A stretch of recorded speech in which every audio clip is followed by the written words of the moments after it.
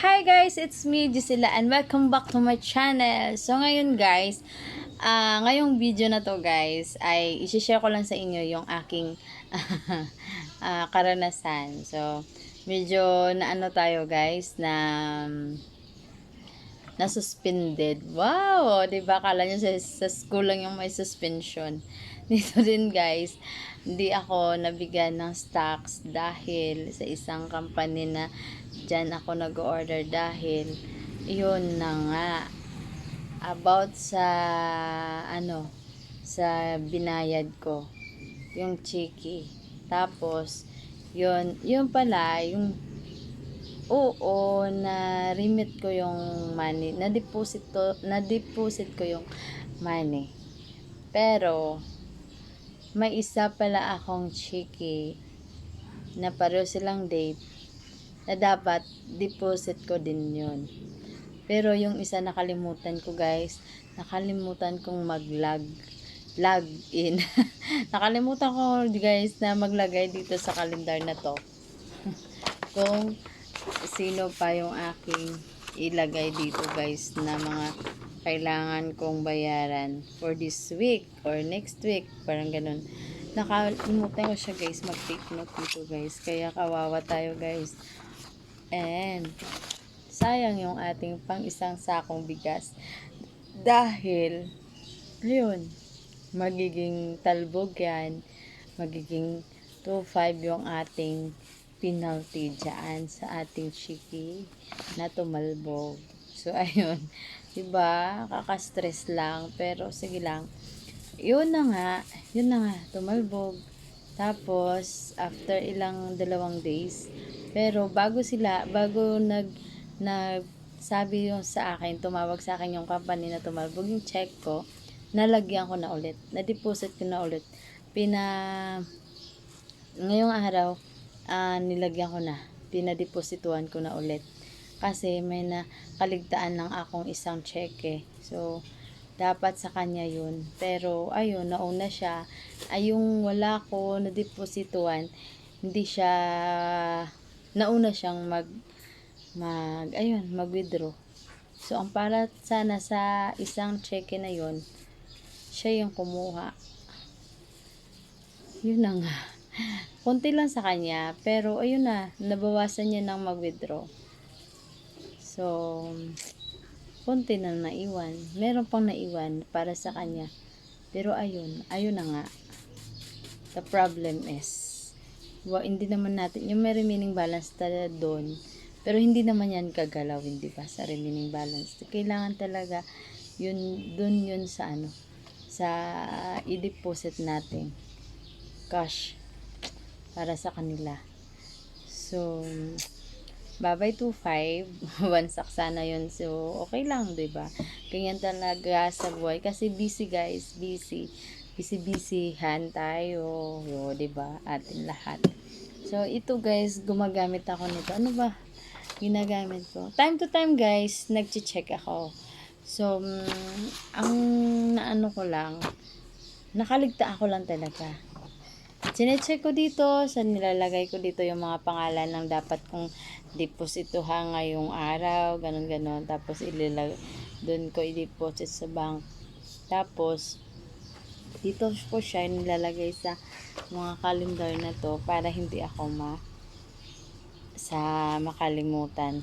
Hindi ko siya makalimutan. Kung dati guys, nasa notebook. May notebook din ako guys. Tapos, sa notebook na pang school, tapos ito hanggang sa umabot ako ng ito, pocket book na lang, pocket notebook na lang yung nilagay ko, parang ganyan. So, hanggang may nakaligtaan din ako.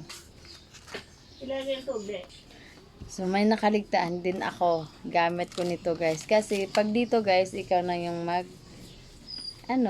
line, tapos amount, ayan, tapos pangalan ng mga ganun dyan, mga ganun, pangalan ng chiki, pangalan ng pangalan kung sino mo, kay sino, para kay sino, yan, parang ganun. So, napagod na ako guys, dahil nga, hindi lang ito yung ating tinatrabaho, medyo marami-rami, kumbaga, multitask tayo sa mga ganyan.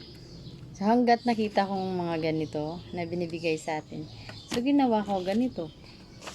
So, hindi na ako magsusulat ng month, hindi na din ako magsusulat ng number, di ba?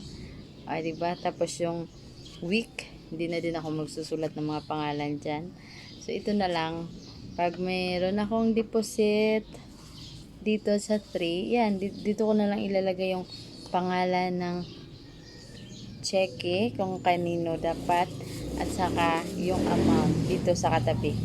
Sa katabi nitong 3 na 3. Ayan, parang ganun. So, ayun na guys. Dito lang. Ito lang. Halimbawa, March 3, meron akong mga inisyuang cheque. Dito sa March, halimbawa, 3 cheque. So, dito din, 3 pangalan ng pinangalan mo sa cheque, tapos yung amount. Dito lang, sa March 3.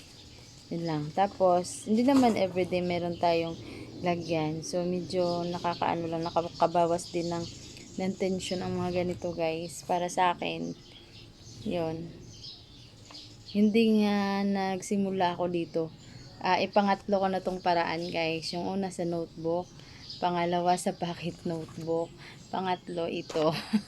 Ito na yung para sa akin, parang good para sa akin, guys, and suitable for me, na ilalagay ko lang dito siya sa gilid, na ako lang yun. So ako na lang man, hindi, wala naman mag-ano sa ganyan, guys, kasi ako lang man mag-isa sa mga ganyang bagay na kakaalam, kaya ayun, okay lang sa akin na ganito yung ginagamit ko.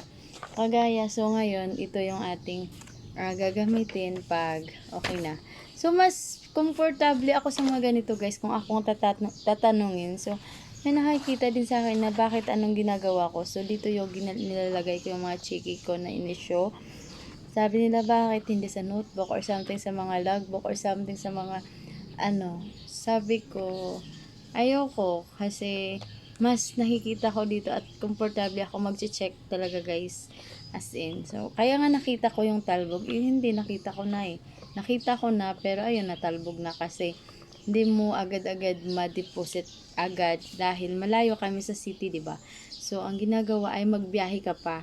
So, pag nalaman ko noon na may tumalbog ako na chiki, kahit hindi pa ako nakaalam, dahil nag-check ako, guys, dito. So, dito, guys, may copy din ako. Dito may copy tayo kung sino yung ating na-issuehan. Tapos, yung mga check mga ano natin, mga number of check, mga dito siya, guys, nakalagay. So, nalaman kong may talbog ako dahil nag-check ako dito, guys. So, hindi natin mapapasok ulit yung pera dahil kailangan din natin yung ating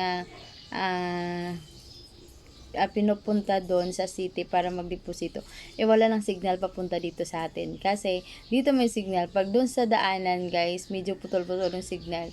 So, hindi continuous. So, hindi tayo makakontak. Tapos, ang layo. 1.5 hour ka pa bago ka makadating dito sa amin. So, kinabukasan ko naman ulit deposituhan yung sabi kong talbog. Dahil nalaman ko dito, guys. So, yung pagka-other day, so, yun na, guys.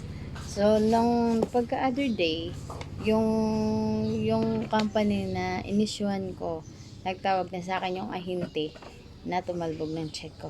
So, hindi na ako nagulat dahil alam ko na nga. So, ang sinabi ko na lang sa kanya, sige, ipa-redeposit mo na lang kasi may laman na doon. Mayroon na siya. So, ayun na ginawa naman. Na-redeposit na mismo nung araw na yon. Tapos, okay na. Pero, suspended pa din. Dahil kahit na withdraw na nila, guys, no, suspended pa din tayo ng 3 weeks. Pero, aabot tayo ng 1 month. Ilang month pa. Hindi ko alam. Dahil, yun na nga, may discrepancy. Meron tayong nagawa na tumalbog nga. So, sa atin pa yung penalty. Tapos, ayun na nga.